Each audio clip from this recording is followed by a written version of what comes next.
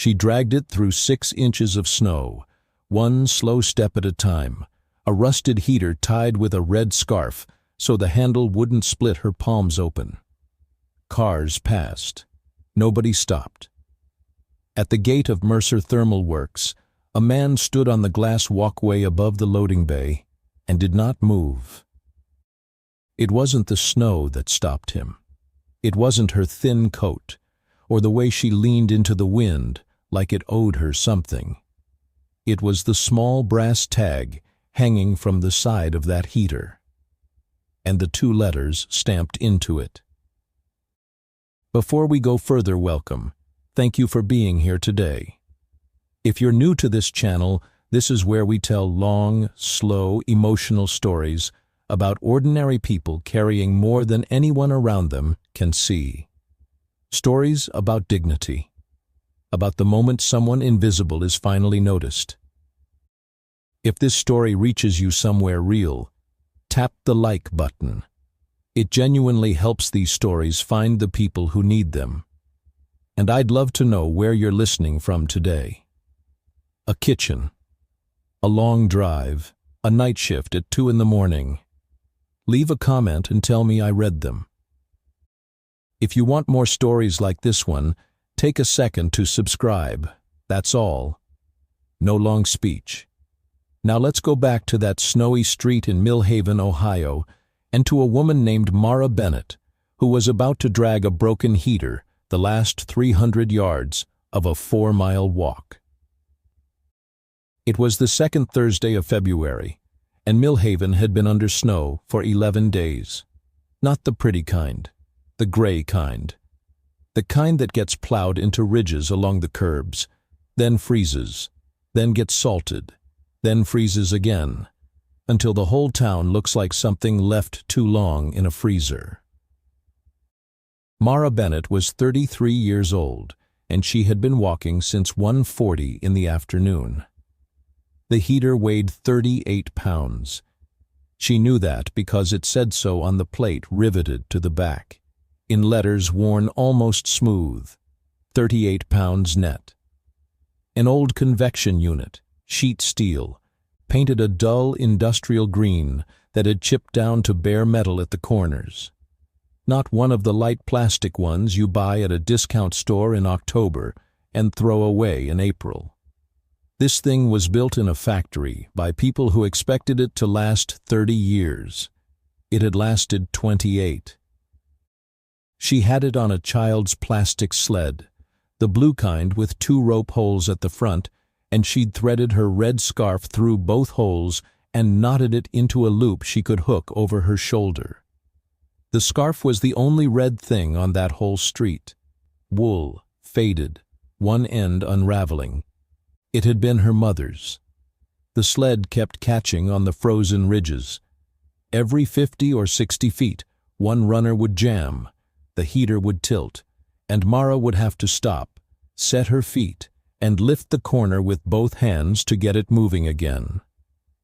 She had done this 11 times since 4th Street.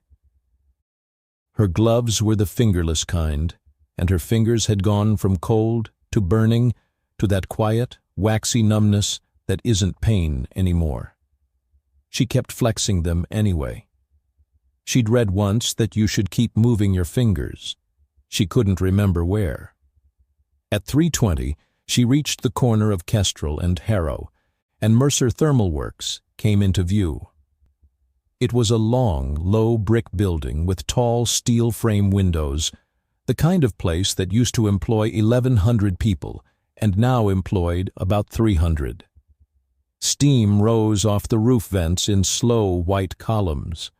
Somewhere inside, a press was working. You could feel it through the sidewalk, a soft, rhythmic thud, like a heartbeat under ice. The gate had a security booth. The booth had a man in it named Curtis, who had worked there 19 years and had a thermos of coffee and a small electric fan heater at his feet. Shift change was at 3:30. Cars were already lining up to leave, exhaust pluming, wipers going. And a woman was pulling a heater on a child's sled toward the gate. People saw her. That's the part worth sitting with. People saw her. A man in a gray pickup slowed, looked, and drove on. Two workers coming out the side door watched her for maybe 6 seconds, said something to each other, and got into their cars. A woman in a sedan lowered her window an inch, then raised it again. Nobody was cruel. That's not how it usually happens. Nobody yelled anything, nobody laughed. They just looked, and then they finished looking, and then they went home, because it was cold, and they were tired, and it was somebody else's problem, and there were probably 9 reasons it wasn't as bad as it appeared. Mara reached the booth and stopped. She was breathing hard. She waited until she wasn't, because she did not want to sound desperate. "Afternoon," she said. Curtis slid the window open, and the warm air rolled out at her like a wave. "Ma'am, is there somebody here who works on the old units? Not customer service.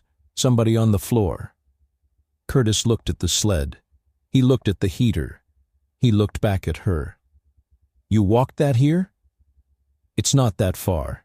It was 4 miles. I need one part. I think it's the limit switch, or the block behind it. I'm not asking anybody to do it for free. I've got $22, and I can pay the rest in 2 weeks. She said it flat and even, the way you say a thing you have practiced so it won't come out as begging. Curtis rubbed his jaw. "Ma'am, I can't. We don't do walk-in service. Haven't for a while. There's a website." I tried the website. "Then there's a number." I called the number. She said it without heat. "It's a company in another state. They need a proof of purchase. It was my grandmother's. There's no receipt. She died in 2011. Curtis was quiet. "I'm not trying to make this your problem," Mara said. "I just need somebody who's actually touched one of these to tell me what part I'm looking for and whether I can put it back together without making it dangerous. That's all. If you tell me no, I'll go." She meant it too. That was the thing about her. She would have said thank you and turned that sled around and walked 4 miles home in the dark. Curtis reached for his phone. "Let me call up to Roz." And 40 feet above them, behind a long pane of glass on the walkway that ran from the front offices out over the loading bay, a man was standing perfectly still with a folder in his hand. He had come out of a meeting about a supplier contract. He had been looking at nothing. Then he'd looked down at the gate, the way you do. He saw the woman. He saw the sled. He saw the green steel box.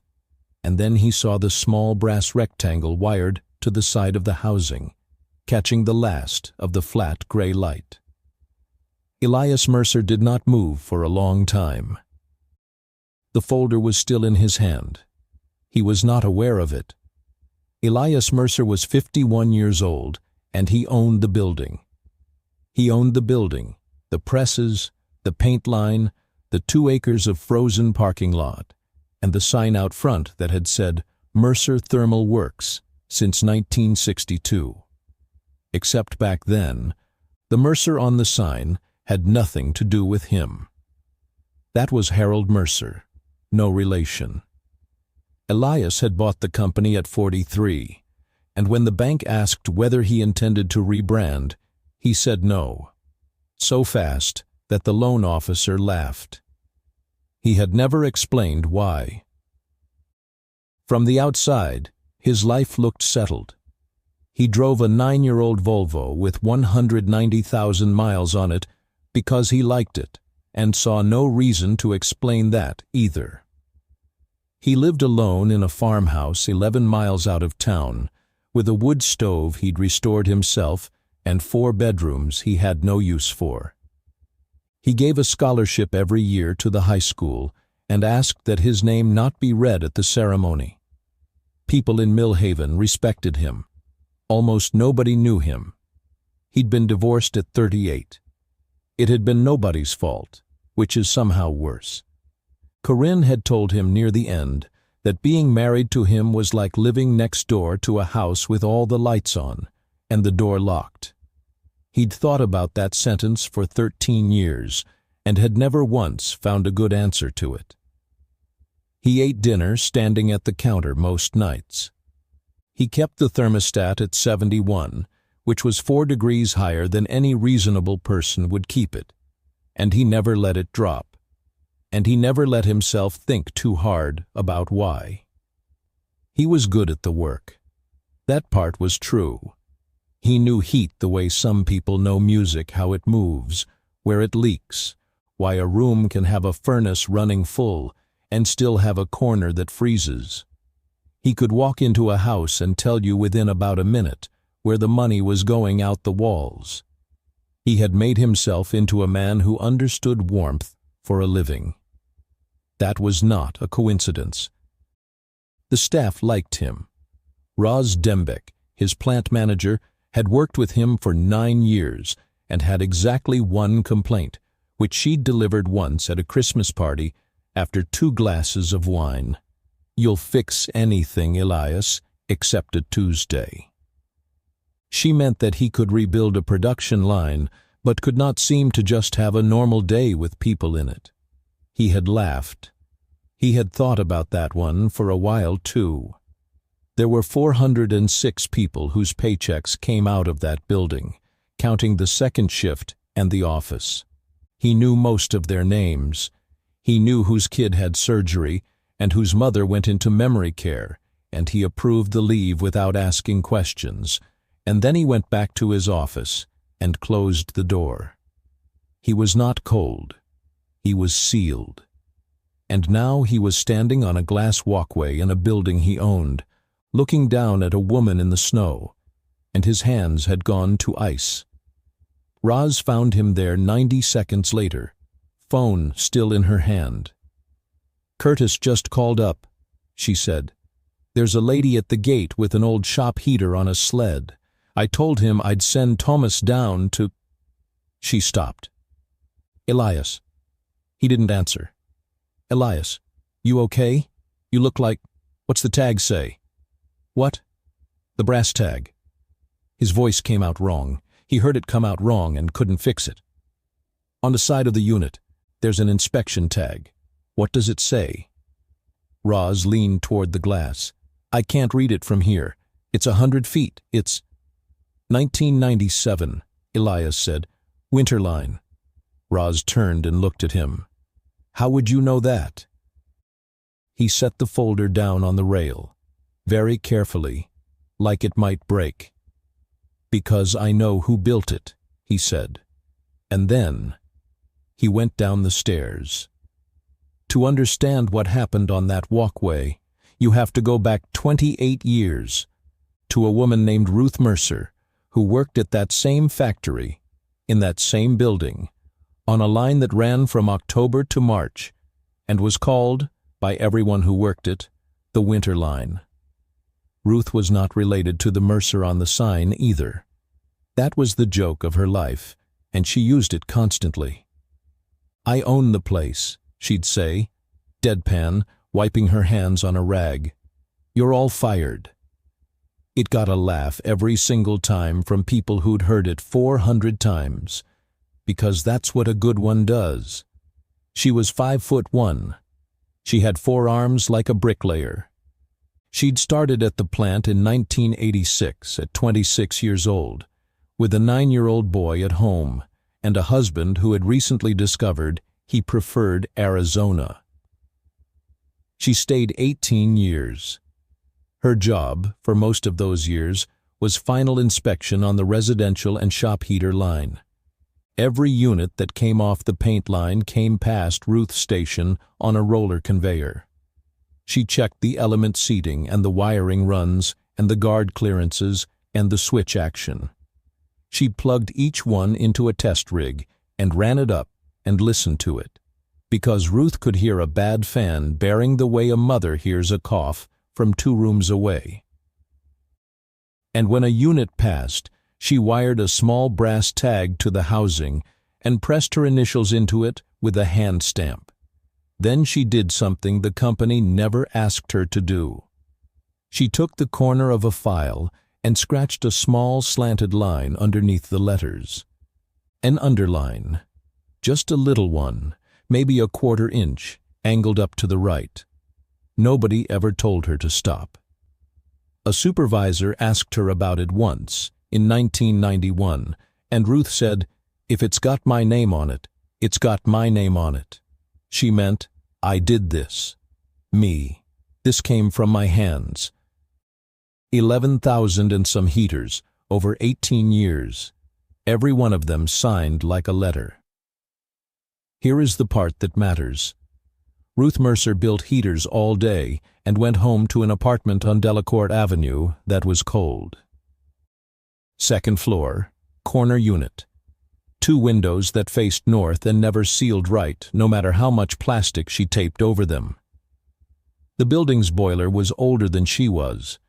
In January, it would run hot for 2 hours and then sulk for 6, and the radiator in the front room would tick and hiss and produce almost nothing. She was not allowed to take a heater home. That was policy. Employees couldn't remove product from the floor, not even a scratch and dent, not even a factory second, and Ruth Mercer would not have taken one anyway, because she was the kind of stubborn that looks a lot like pride and is actually something closer to self-respect. So she bought a used one, second-hand, from a man at church for $11. It ran too much current for the building's old outlets, and she knew it. So she only used it in the boys' room, and only when she was awake, and only for an hour before bed. She'd carry it in, set it on the floorboards, and sit on the edge of Elias's bed while the room came up to something like livable. The good blanket, the heavy one, wool, brown with a cream stripe, went on his bed. Always. There was never a discussion about it, and every time he asked, and he asked a lot, because he was 9, then 10, then 12, and he was not stupid. She said the same 4 words. "I'm not cold, baby." She said it standing at the drafty window with her arms crossed over her chest. She said it walking to the bus stop in November in a coat that had lost its lining in 1989. She said it in the kitchen at 6 in the morning, with her hands wrapped around a mug of instant coffee, mostly for the heat of the cup. "I'm not cold." He believed it until he was about 14. Then he stopped believing it, and it became the thing they didn't talk about, which is a different kind of cold. That's when he made the promise, not out loud. 14-year-old boys don't make promises out loud. He made it sitting on the floor with his back against the radiator that didn't work, doing algebra in his coat.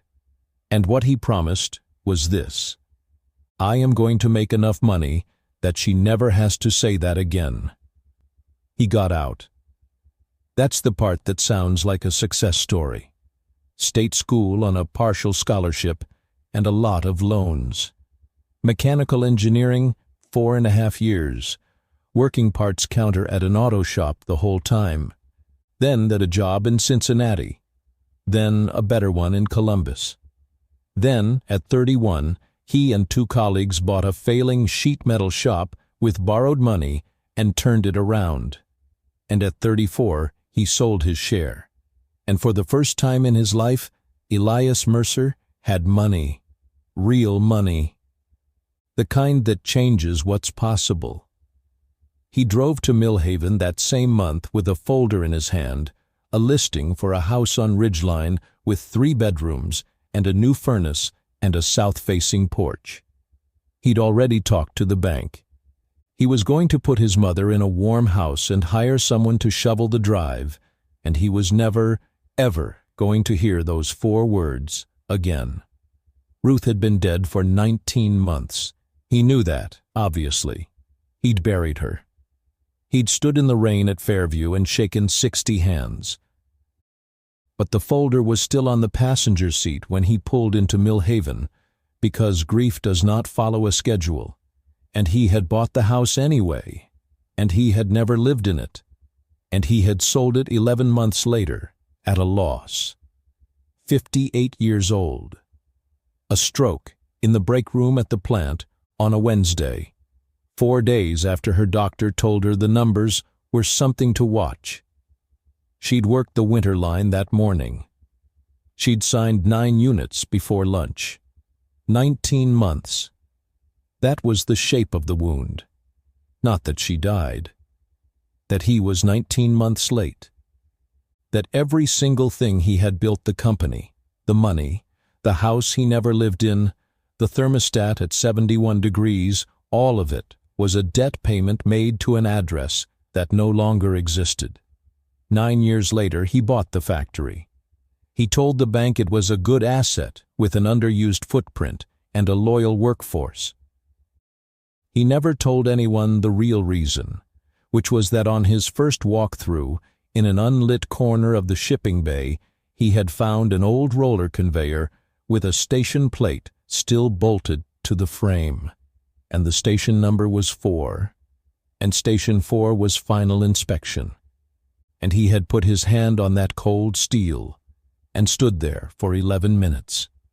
He had the conveyor moved into storage rather than scrapped. Roz assumed it was sentimentality about the building. So when Elias Mercer looked down from a glass walkway on a Thursday in February and saw a green steel unit with a brass tag on the side, he was not looking at a broken heater. He was looking at his mother's handwriting. Now let's talk about the woman in the snow, because she was not a symbol, and she was not a lesson. She was a person with a Tuesday and a Wednesday and a phone bill. Mara Bennett was 33. She had been born in Millhaven and had left it once, for 2 years, and had come back, which is a sentence you could say about a lot of people there. She had 2 children. Noah was 8. He was the kind of watchful kid who notices when you skip a meal and then doesn't say anything about it, which is somehow worse than if he did. He had a gray hoodie he wore over everything, including his coat, because he'd decided it was lucky. He was good at math and bad at handwriting and had recently developed opinions about sharks. Lily was 5. Lily drew houses. That was her whole thing. She drew houses on the backs of receipts and on the inside covers of library books, which had caused one memorable conversation with a librarian and on any piece of paper that came into the apartment.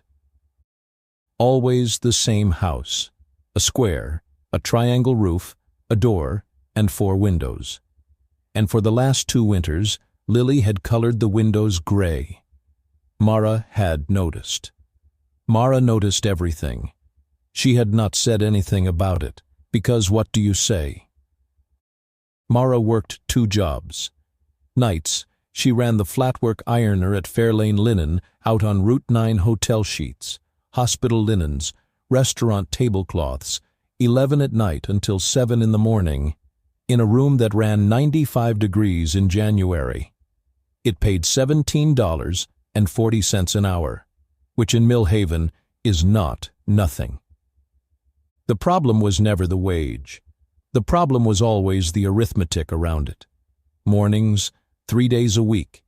She cleaned classrooms at Millhaven Elementary from 7:45 to 10:15, which she could do because Lily's Head Start slot overlapped, and because Mrs. Farrow next door watched Lily on the other days for $40 a week, and a lot of babysitting owed back. She slept from about 11 in the morning to about 2 in the afternoon. Sometimes. She was not poor because she was lazy. I want to be careful here, because that's the story people tell themselves so they can keep walking, and it isn't true, and it wasn't true of her. She was poor because of a sequence. At 24, she'd enrolled at Rennoc County Community College in the HVAC-R program. 2 semesters. She was good at it, genuinely good, the kind of good where the instructor pulls you aside.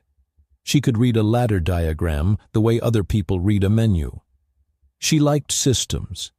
She liked that a machine never lied to you. It either did the thing or it didn't. And if it didn't, there was a reason, and the reason was findable. Then Lily was born, and at 18 months Lily got RSV, and after RSV came the reactive airway diagnosis, and after that came the inhalers, and the spacer, and the 2 hospitalizations, and the nights sitting up in a steamy bathroom at 3 in the morning, counting a 5-year-old's breaths. The program required daytime lab hours. Lab hours required childcare. Childcare for a kid with a nebulizer schedule required a specific kind of childcare. There was a subsidy program. There was a waiting list for the subsidy program. She got on the list. She stayed on the list. She withdrew with a 3.8 and 11 credits left. 11 credits. She could tell you that number in her sleep. So she could read a wiring diagram and could not legally touch a customer's furnace. She understood a system she was not certified to be inside of. That gap, that 11-credit gap, was the whole distance between her life and a different one. And she had been standing on the wrong side of it for 9 years. Then the sequence continued, the way it does. Noah's father was gone, in the ordinary, undramatic way, sending $60 sometimes. Lily's father had died at 29 of an overdose in a car outside a speedway in Akron, and Mara did not talk about it, and did not let anyone else talk about it either. Rent on apartment 3C at 118 Halloran Street was $815, which was under market, and was under market for reasons. The building was owned by Fenwick Property Group, which was actually 4 LLCs, and a man named Dale Prokop, who managed 6 buildings and answered his phone about 1 time in 5. The heat in 3C had never worked right. That's a sentence that sounds small. Let me make it real. There were 2 radiators. The one in the front room worked. The one in the back bedroom, the kids' room, had been cold since the previous February. Mara had bled the valve. She'd checked the shutoff. She had, at one point, with a flashlight in her mouth, traced the return line as far as she could into the wall. The problem was upstream. It was in the building. It was not hers to fix.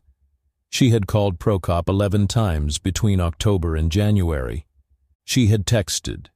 She had, in November, filed a complaint with the county's Housing Code Office, which had a 2-person inspection staff for the entire county and a backlog. An inspector came on January 9th. He wrote it up. He gave Prokop 30 days to correct. That's a real thing that happened, and it was, on paper, the system working. 30 days. 30 days is 1/6 of a Northeast Ohio winter, so there was a folded piece of paper that lived in Noah's school folder, the blue one with the plastic pockets, because the folder was the only thing in the apartment that never got lost. In that pocket was the inspection notice and a shut-off warning from the electric company dated January 22nd. With a date on it, Mara looked at the way you look at weather coming. And there was the heater. It had been her grandmother's Dorothy Alcott, who'd bought it used sometime in the early 2000s and had used it in a sewing room and had died in 2011 and left Mara a Bible, a set of mixing bowls, and a green steel Mercer shop heater that was built like a bank vault. For 2 winters, that heater had been the reason the kids' room was survivable. Mara ran it on the low setting, on a bare floor, plugged directly into the wall, never overnight, never unattended. She was rigorous about it in a way that would have impressed a fire marshal, because she had read the manual, the actual manual. which she'd found as a PDF on a forum for old machinery, and because she knew exactly how much current that thing pulled. On February 4th, it stopped. Not a bang, not a smell. It just came on, ran about 90 seconds, and shut off. Then it wouldn't come back for 20 minutes. Then it did the same thing again. Mara knew what that was, or she was 90% sure. That's a thermal limit switch doing its job, or a limit switch that's failed close to open and is now tripping for no reason. Either the switch had gone, or something behind it in the terminal area had cracked and was causing a bad connection and heat where heat shouldn't be. She was not going to guess. That's the thing. A less careful person would have jumpered around it, and people do, and that is how buildings burn. She wanted the part. She wanted the correct part, and she wanted somebody who'd actually built one of these to look at it and say yes, that's it, or no, don't touch it. So she called the number on the housing. It rang through to a contracted service center in another state. They needed a model number, which she had, and a serial, which she had, and a proof of purchase, which she did not have and could not get, because the woman who bought it had been dead for 14 years. The rep was kind, actually. That's worth saying. The rep was a person doing her job inside a script, and the script had no box for "My grandmother is dead." She offered to sell the part outright, $46.30, plus $18 expedited shipping, 5 to 7 business days, no returns on electrical components, $64, and 5 to 7 business days. Mara had $22 until Friday. And that, on the second Thursday of February, is how a woman came to be dragging 38 pounds of steel on a child's sled 4 miles across a frozen town. She hadn't told the kids where she was going. She'd told Noah she had an errand. Before she left, Lily had asked her if she was going to be cold. And Mara had said, without thinking about it, the way you say something you've said 1,000 times, "Mommy doesn't get cold." The side door of the loading bay opened, and a man came out without a coat. That was the first thing Mara noticed, and it struck her as strange. 26 degrees whined off the flats, and he came out in a button-down shirt with the sleeves rolled, like the cold was a rumor he hadn't heard. He was tall and going gray, and he walked fast until he got about 15 feet away, and then he slowed down like something had caught him around the chest. Curtis leaned out of the booth. "Mr. Mercer, I was gonna send it up to Roz." "It's fine, Curtis." He didn't look at Curtis. He looked at the heater. Mara straightened up. She got the scarf off her shoulder and stood the way you stand when you've decided in advance not to look small. "I'm sorry to come to the gate," she said. "I know that's not how it's done. I called the service line first." He crouched down. He didn't ask permission, and he didn't ask her name. He crouched in the snow in his shirt sleeves next to a heater on a child's sled, and he put out one hand, and Mara watched his hand stop about 4 inches short of the housing and hang there. Then he touched the brass tag. It was maybe 1.5 inches by 3/4, wired to a bracket on the side of the housing with a twist of steel wire gone brown, with rust. The brass had darkened to almost black, except where the stamping had worn shiny. And underneath the 2 letters, a small slanted scratch, angled up to the right, 1/4 of an inch long, made with the corner of a file by a woman who wanted you to know she'd been there. Elias Mercer knelt in 6 inches of snow and did not say anything for a long time. Mara said carefully, "Sir?" Nothing. The gate line was moving behind them. Somebody's car horn went off 2 rows back. A wave of exhaust rolled past, white in the cold. "Sir, are you all right?" He turned his head and looked up at her, and Mara saw something in the man's face that she recognized instantly and could not have explained, because she had seen it in a mirror in 2019. "Where did you get this?" he said. His voice had gravel in it. "My grandmother. She bought it second-hand, I don't know when. Early 2000s, maybe." Mara's chin came up slightly. "I have the model and the serial. I'm not trying to run anything on you. I know it's not under warranty. It's 28 years old. I'm not stupid." "That's not." He stopped. He put his hand flat on the housing, on the cold green steel, and left it there. "That's not what I'm asking." He stood up. He was unsteady doing it, and he covered it by brushing snow off his knees. "Tell me what it's doing," he said. And here is where something shifted, though neither of them noticed it in the moment. Because Mara Bennett stopped being a woman at a gate and started being what she actually was. "It runs about 90 seconds and cuts out," she said. "Cold start, hot start, doesn't matter. It'll come back after 15, 20 minutes and do it again. Element's fine, it glows even, and there's no dead section, and the fan's steady, no bearing noise, no wobble. So it's not drawing wrong, and it's not airflow." She paused. "It's tripping on the limit. Either the switch itself is done, or there's a bad connection back in the terminal area putting heat somewhere it doesn't belong. And the switch is doing exactly what it's built to do." Elias looked at her. "I didn't jumper it," she added. "I know you can. I know people do. I'm not doing that with my kids in the room." There was a silence of about 4 seconds that changed a lot of things. "You've done this before," he said. "2 semesters at Rennick, HVAC-R. She said it evenly. "I didn't finish." "Why not?" "Because my daughter got sick and there was no daytime child care." Flat.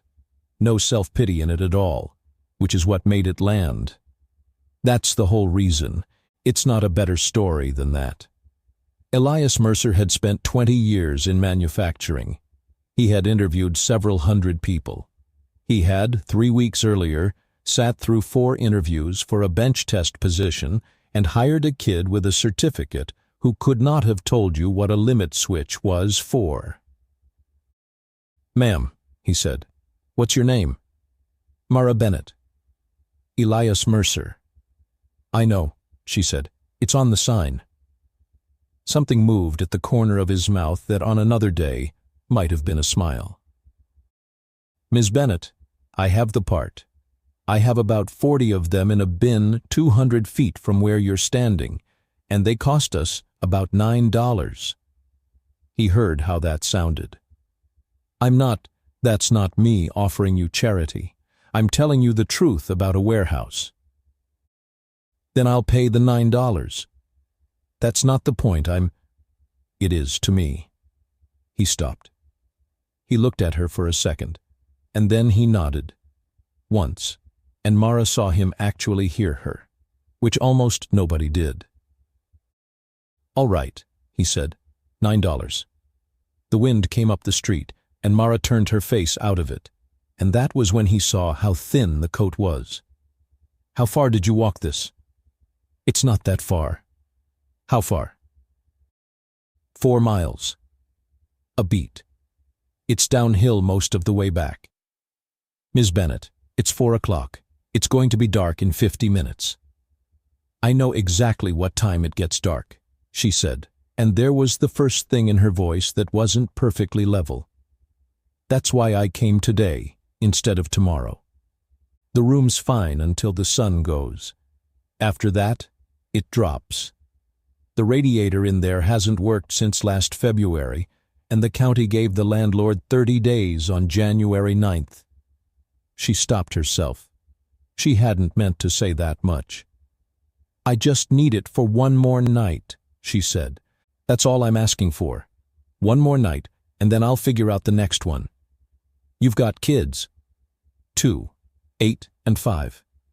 And it's their room. Yes. Where do you sleep? Front room. It's fine. She shrugged, and then she said it, and she said it lightly, almost cheerfully, the way you say a thing that has become furniture in your mouth. Mommy doesn't get cold. The wind moved the loose end of the red scarf. Elias Mercer stood absolutely still in the snow. His mother had been dead for 22 years, and he had just heard her voice come out of a stranger at his own gate. I'm not cold, baby. Different words. The exact same lie. The exact same reason for it. Something went through him that was not grief exactly. It was closer to vertigo. It was the feeling of standing in a room you've been in before and cannot place. He looked down at the brass tag with his mother's initials on it, and the little slanted line she'd scratched underneath, 28 winters ago, at Station 4, in this building, 60 feet from where his shoes were. She had built this thing. She had built it and signed it and sent it out into the world. And it had traveled through 28 years, and however many hands, and it had ended up in a cold back bedroom in Millhaven, keeping 2 children warm. His mother had been keeping somebody's children warm this whole time, and he had not known. He turned his face away and looked at the parking lot for a moment, and Curtis, in the booth, discreetly found something to do with his clipboard. When Elias turned back, his voice was steady, because he had a lot of practice.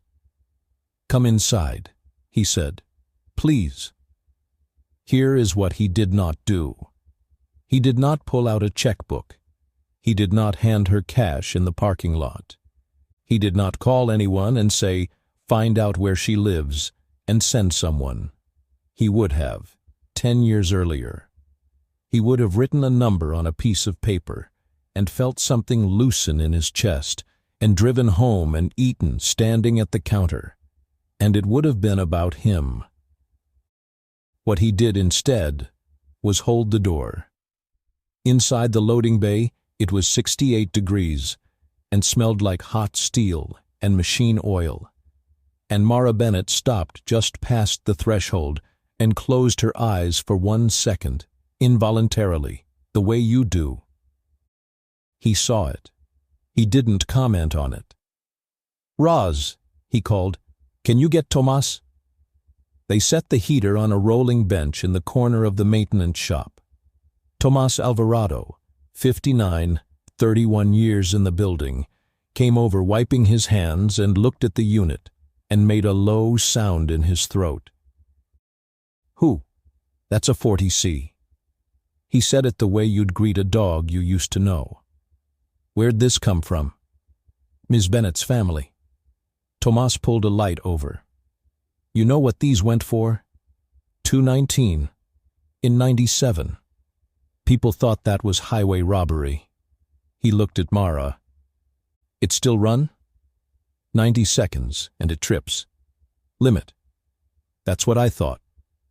Thomas glanced up. You thought? She told me the element's even, and the fan's clean, Elias said, before she told me anything else.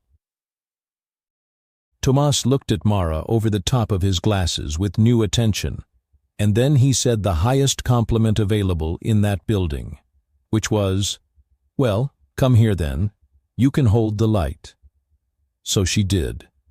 Somebody put a paper cup of coffee in her hand, and she wrapped both palms around it. Somebody else, Roz said, without making anything of it. There's a hook there if you want to hang that coat. It'll dry faster. And Mara hung her coat on a hook in a warm building. And it was the first time in 4 months she had been in a room where she was not either working or worrying. It took Tomas 19 minutes.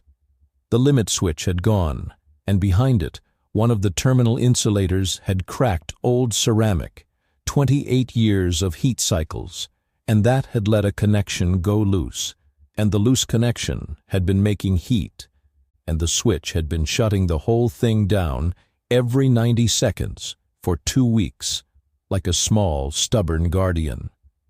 She was right, Tomas said. Both things. It's the switch and the block. He set the cracked piece on the bench and looked at Mara. You could have bridged this and had heat in your house tonight. I know. A lot of people would have. I know that too. Tomas nodded slowly. He put the broken insulator in her hand like he was handing her a medal. While they worked, Elias stood back with his arms folded and watched her. He watched her hold the light at exactly the right angle without being asked. He watched her hand Tomas the right driver before he reached for it. He watched her ask one question about whether the replacement switch had the same trip point as the original, which was a question a bench tech might not have thought to ask, and he watched Tomas stop and check and say, "Huh, good catch. It's a different vendor now. Let me look." Elias Mercer had a bin of 42 limit switches, a warehouse, 406 employees, and an unfilled bench test position. And a woman with 11 credits standing in his shop holding a flashlight. At 5:20, the heater came up and ran, steady and even, and kept running, and the shop filled with that particular smell of dust burning off an element, and Mara Bennett put her hand over her mouth. She got herself back in about 3 seconds. But it happened. $9, Elias said. She dug in her coat. She counted out 9 ones onto the bench, and Tomas watched her do it and said nothing, and did not look at Elias, which was its own kind of mercy. "Ms. Bennett," Elias put both hands on the bench, "I want to say 2 things, and then I want you to tell me no if the answer is no. 1. It's dark, and that thing weighs 38 pounds, and there's a truck going out to the east side anyway. I'd like Tomas to run you home. Not as a favor. He's on the clock, and I'm the one who signs it." Mara's jaw set. "I walked here." "You did. Nobody's disputing it." "I don't want—" She stopped and reset and said it plainly because she was too tired to armor it. "I don't want to be somebody's good deed. I came here for a part." "You did," Elias said, "and you paid for the part." They looked at each other. "Second thing," he said, "if a heater in that room quits again, and it will, because it's 28 years old, and it's carrying a load a building's supposed to carry, I don't want your next move to be walking 4 miles. So I'm sending a second unit with you tonight, a loaner, out of our own stock, tagged as a loaner, with my initials on the paperwork, and you bring it back in April. That's a lot more than $9. It's an asset on a form." He almost smiled. "Ms. Bennett, I run a heater factory in Ohio in February. If I can't get 1 heater into 1 cold room, what exactly am I doing here?" She held out for another 4 or 5 seconds. Then she said, "April." April. Tomas drove her home in the box truck with the 2 heaters strapped in the back and the child's sled on top of them, and the red scarf still knotted through the rope holes. Elias stood in the loading bay after the door came down, in the sudden quiet, and Roz came and stood next to him. "That was good," she said. "No, it wasn't." He was looking at the empty bench. "Roz, why did that woman have to drag a heater 4 miles across town to talk to somebody who knows how one works?" Roz opened her mouth. "She called the number," he said. "She called our number, and our number told her she needed a receipt from a dead woman." "That's the service contract. That's Halverson Support Group. We outsourced. I know what we did." He was very quiet. "I signed it." He turned and looked at her. "When did we close the repair window?" Roz hesitated.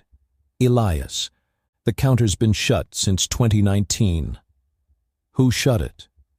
She didn't answer, because they both already knew, and because the answer was on a signature line on page 11 of an operations review that he had approved on a Tuesday afternoon between two other meetings 6 years ago, when it had looked on the spreadsheet like a very sensible thing to do. He didn't sleep that night, which was not unusual, but he spent it differently than he normally did.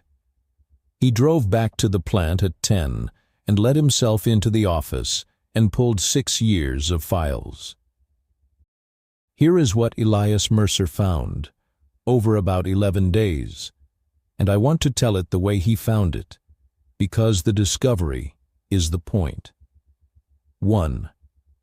Mercer Thermal had operated a walk-in parts and service counter in the front of the building continuously from 1964 to 2019. 2 people, half a bay. Open Monday through Friday, 7 to 3, plus the first Saturday of the month during heating season. In fiscal 2018, it handled a little over 900 transactions. It lost money, not a lot. About $41,000 a year, all in, once you counted the 2 salaries and the floor space and the inventory carry. In the operations review, it appeared as one line: Retail Service Counter Consolidate to National Support Partner. Net annual plus $41,000. That's it. That's the whole line. 900 people a year, most of them local, most of them older, most of them holding some green steel machine their father or their grandmother had bought, reduced to a plus sign and a number. He had approved it in about 90 seconds. He remembered the meeting.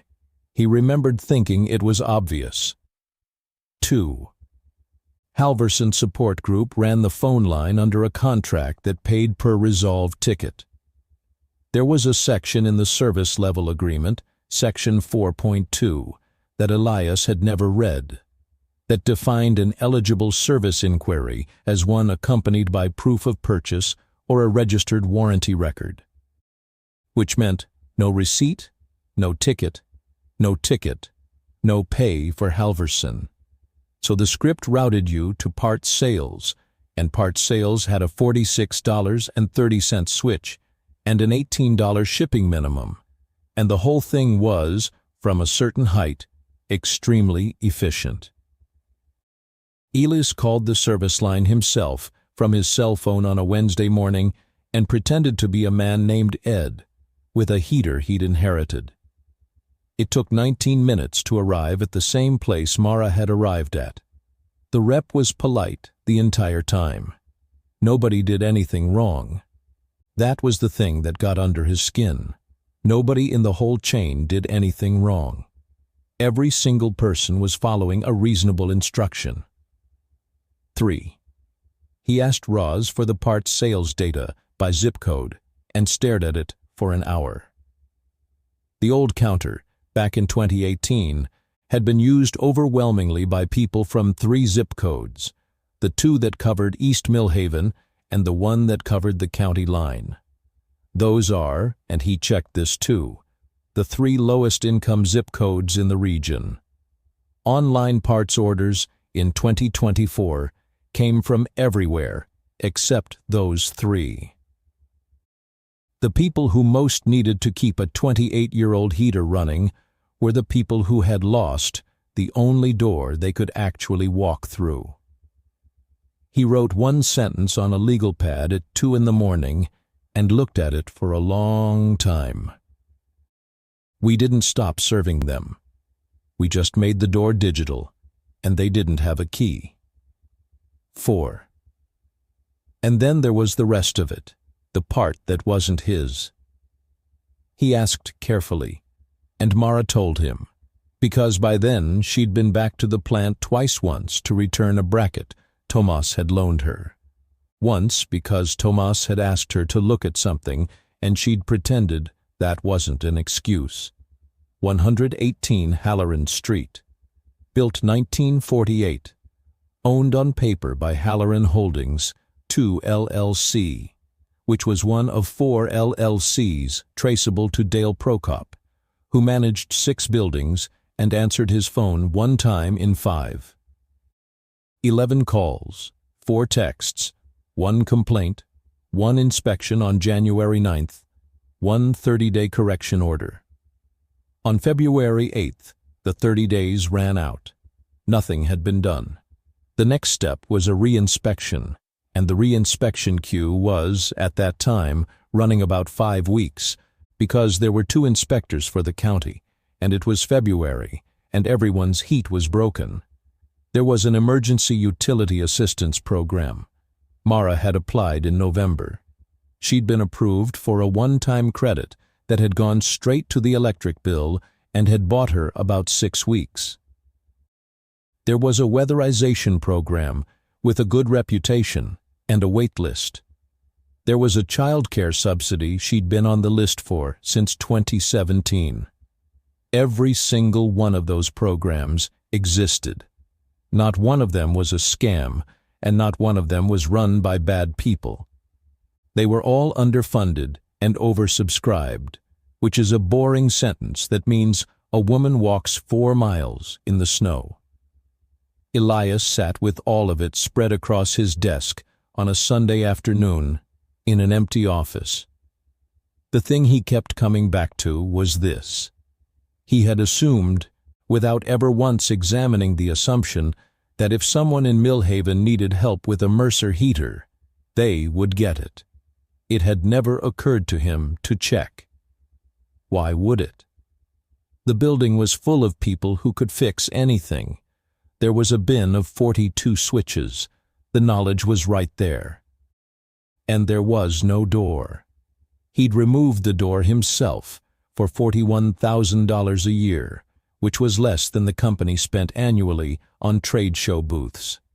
5. He looked at one more thing. He pulled the 1997 employment records out of the archive room, the old paper ones in the banker's boxes, and he found the winter line roster. And he found her. Mercer, Ruth A. Station 4. Final inspection hire date, September 1986. He sat on the floor of the archive room with that box for 40 minutes. His mother had built the heater that kept Mara Bennett's children warm, and his company had told Mara Bennett she couldn't have a $9 part. Both of those things were his inheritance. He had received one and manufactured the other. On Monday morning, he called Roz into his office at 6:40 a.m., which was 90 minutes before she normally arrived, because she had seen his car in the lot and come in anyway. "I want to reopen the counter," he said. Roz sat down slowly. "Okay." "Not just the counter. I want a bench. I want 2 people and a repair bench and a stock of parts for units we haven't made in 20 years. And I want it open to anybody who walks in. And I want the words proof of purchase to appear nowhere in the building. That's going to cost roughly $41,000 a year, Elias said. "I know the number. I've known it since Thursday." Roz was quiet for a second. "The board's going to ask what the return is. Then I'll tell them we make heaters, and a heater that doesn't run isn't a product. It's a box." He turned his coffee cup a quarter turn on the desk. "And I want to hire her.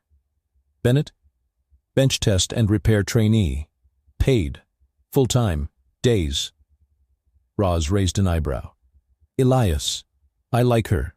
Tomas really likes her, and Thomas doesn't like anybody. But I need to ask you a question, and I need you to not be offended." "Ask it."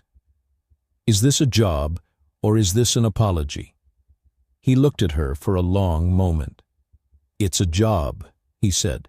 "If it were an apology, I'd write a check, and she'd tear it up, and I'd feel better, and she'd still be cold."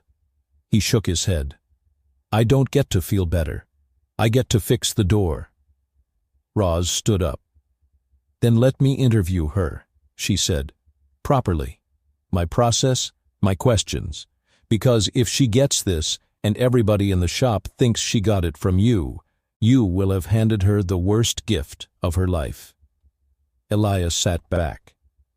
That, he said, is the smartest thing anyone has said to me in 6 years. Roz Dembeck called on a Tuesday at 4:15 in the afternoon, which was the worst possible time, because Mara had been asleep for 2 hours and had to sound awake. Ms. Bennett? Roz Dembeck at Mercer Thermal. We've got a posting open bench test and repair, entry grade, days.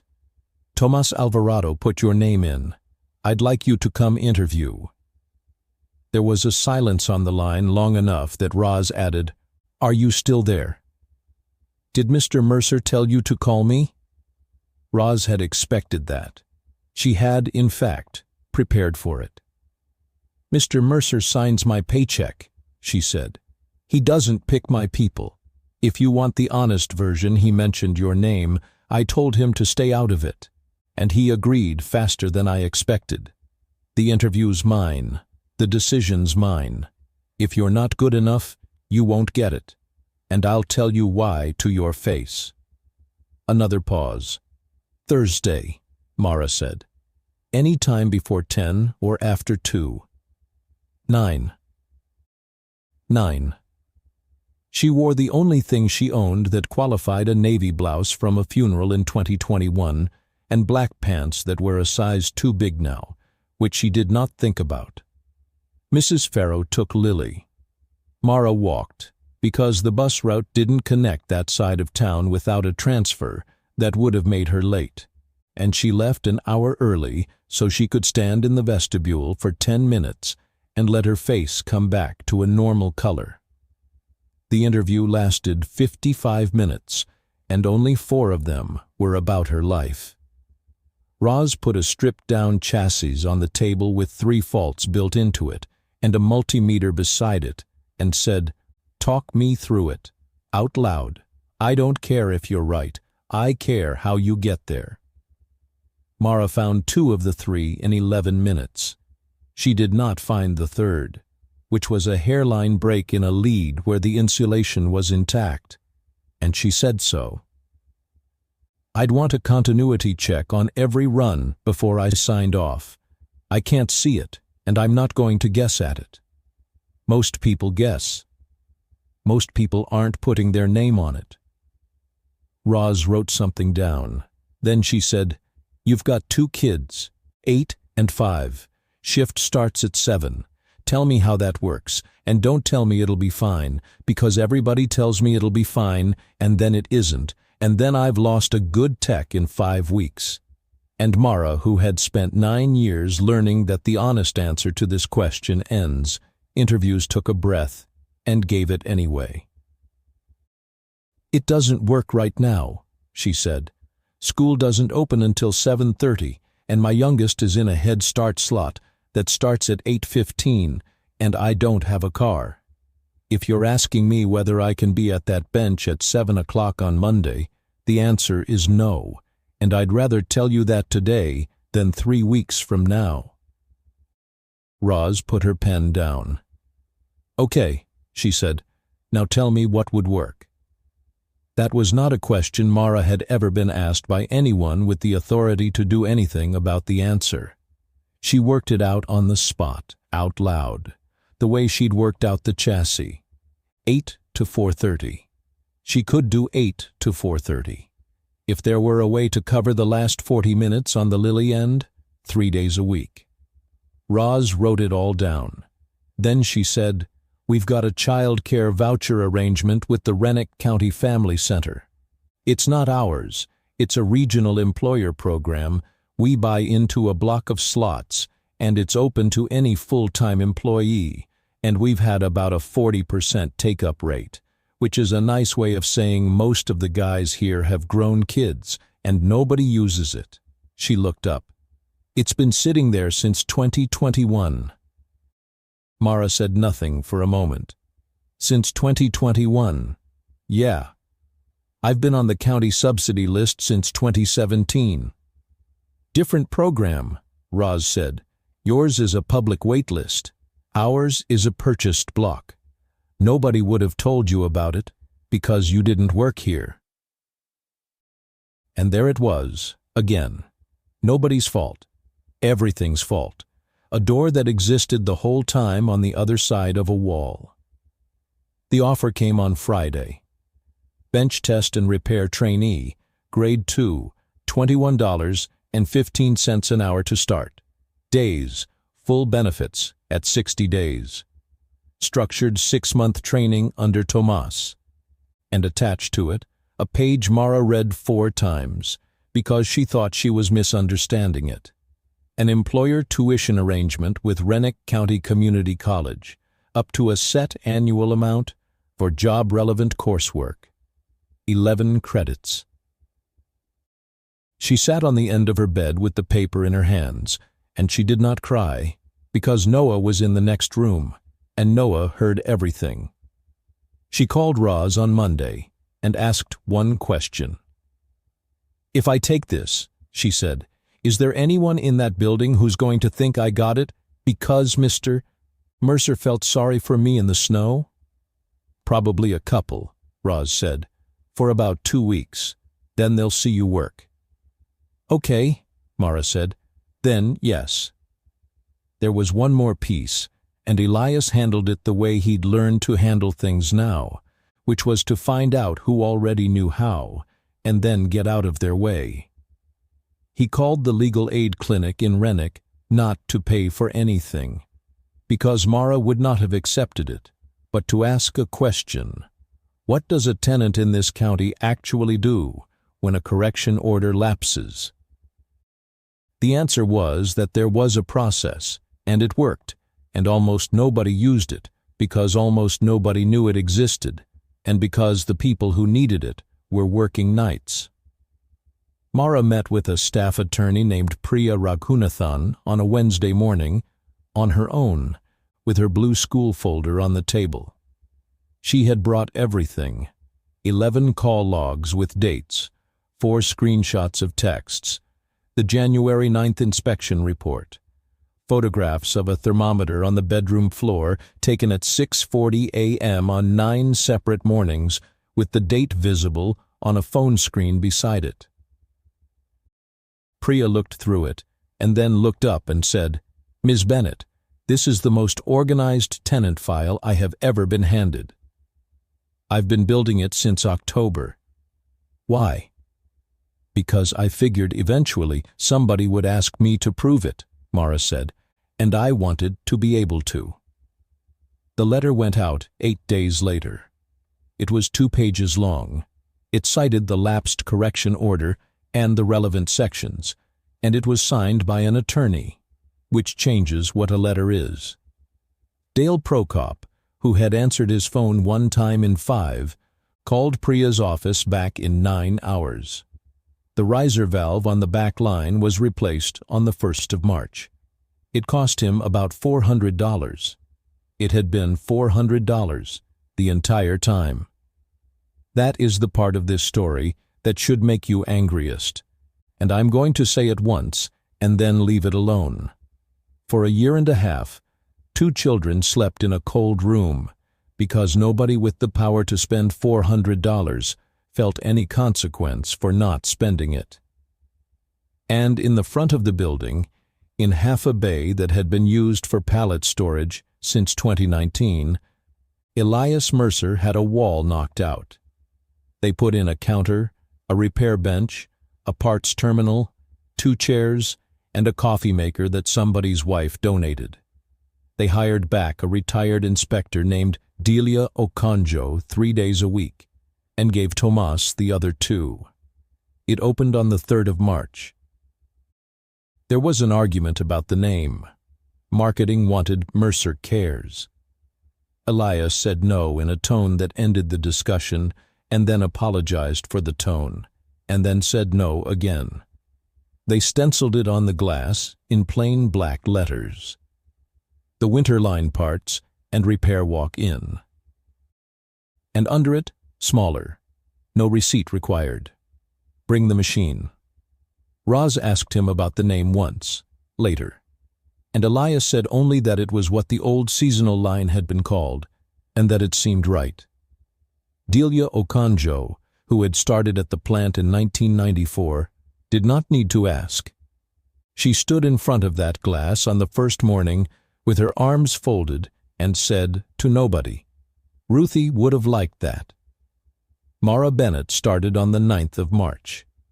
The first 2 weeks were harder than the walk had been. Not the work. The work was the easiest thing in her life. The hard part was the 8 hours of daylight consciousness after 9 years of living in the wrong half of the clock. Her body did not know what to do with a morning. She fell asleep at 8:30 at night, like someone had cut a wire, and woke at 4 a.m., wide-eyed with nothing to do, and stood in her own kitchen in a warm apartment, feeling almost frightened. Tomas Alvarado trained her the way he trained everyone, which was badly, for the first month on purpose. "Don't tell me what's wrong with it," he'd say. "Tell me what's right with it. Every single thing that's right. Then whatever's left is the problem." He gave her the units nobody wanted. 20-year-old wall models with corrosion, a commercial unit out of a car wash that came in smelling like a chemical accident. He watched her, and he did not compliment her. And after 5 weeks, he stopped watching her, which was the compliment. Her hands changed. That's a real thing, and it happens fast. In week 1, she was slow, and her knuckles were raw. By week 6, there was a callus at the base of her right index finger from a driver handle, and she caught herself in the bathroom mirror one morning looking at her own hands like they belonged to somebody she used to know. She was, it turned out, unusually good at one specific thing, and it took Roz about 2 months to name it. Mara was good at intermittent faults. Anybody with training can find a dead unit. A dead unit tells you. The nightmare in that trade is the machine that works fine on the bench for 4 hours and then quits in a customer's basement at 11 at night and works fine again when you get there. Mara had a patience for those that bordered on the unreasonable. She would sit with a unit through 9 full heat cycles. She'd log ambient temperature and run time and the exact minute it dropped. She'd tape a sheet of paper to the side of the machine and fill it with tiny, neat handwriting. Roz watched her do this to a returned unit that 3 people had already cleared and said, "You know, most techs would have sent that back out." Most techs didn't spend 2 winters listening to one machine, Mara said, without looking up. At the winter line desk, she was better than anyone expected in a way nobody had planned for. Because people who walk into a repair desk with a 30-year-old heater are usually embarrassed. They come in apologizing.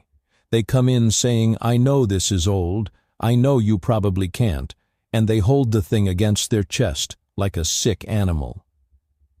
And Mara Bennett, who had dragged one 4 miles on a child's sled, knew exactly how to talk to them. She never once said, "Don't worry about it." She'd say, "Set it on the bench. Tell me what it does." Same words every time. It turned a person asking for a favor into a person reporting a fault. And that is the difference between charity and service, and it is not a small difference. By May, the desk was seeing about 15 people a week. By September, 30. Delia started keeping a wall calendar with hand-drawn tallies on it because the software didn't have a field for walked-in with a machine. At 118 Halloran Street, the thaw was slower than the calendar. The back bedroom worked now. That was extraordinary, and took about 3 weeks to stop being extraordinary. The radiator ticked and hissed and put out heat, and Noah stopped sleeping in a hoodie, and Lily stopped waking at 4. Noah took the longest. He was 8, and he had spent 2 years being the person who knew. He knew when the bread was down to the ends. He knew the look on his mother's face when she checked the mailbox.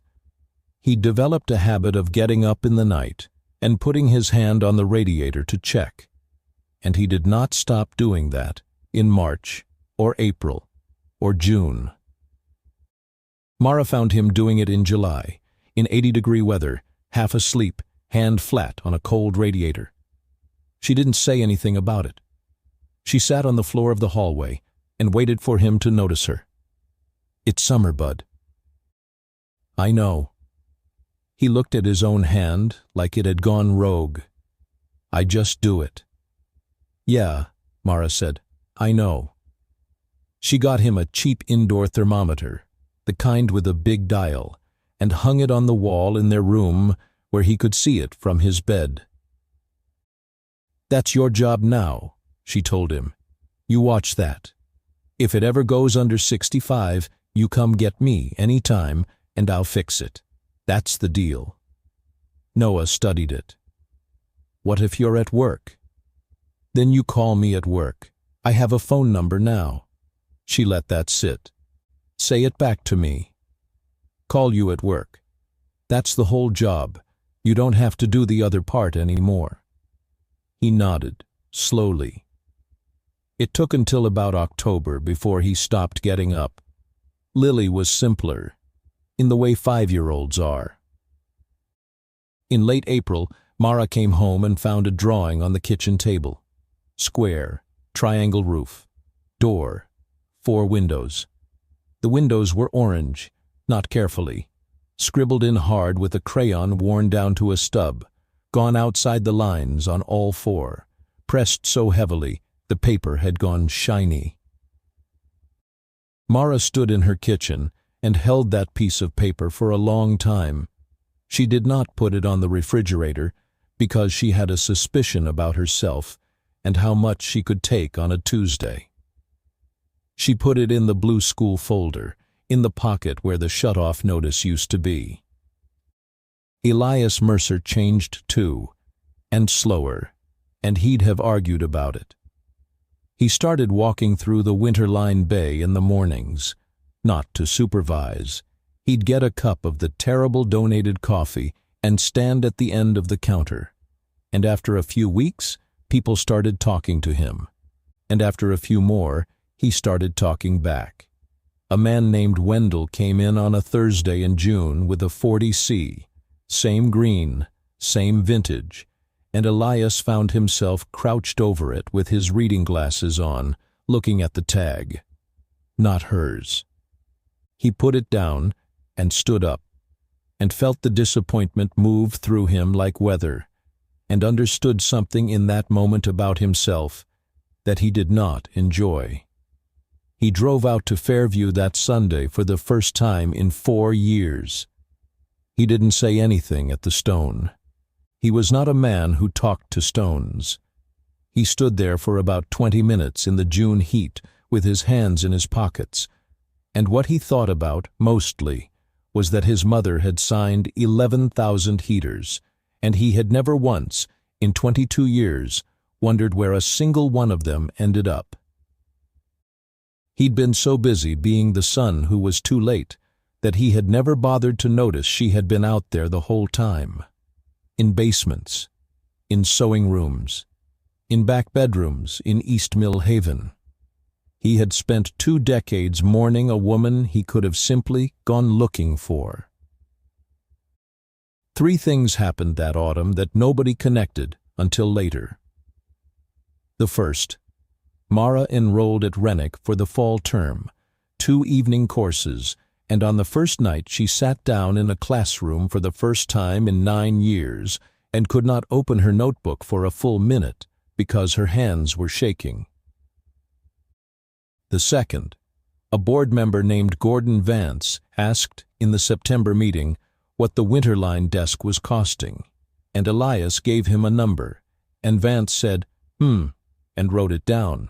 And Elias, who had spent 2 months not being in that room in any meaningful way, let it go. And the third, on the 12th of November, Delia Okonjo logged a refurbished unit going out to a building on the north side called Ardmore Court, and the paperwork said what it always said, and everything about it was correct, except for one line. Nobody read it, not for 6 weeks. The refurbishment program had started almost by accident. People kept leaving machines. That was the thing nobody anticipated.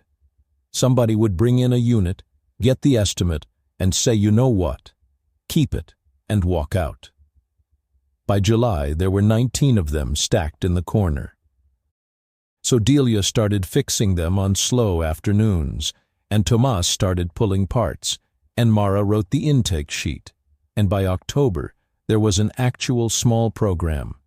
Donated and abandoned units, fully rebuilt, bench-tested through 3 complete heat cycles, tagged and given out through 2 churches and the county senior center to households on a list.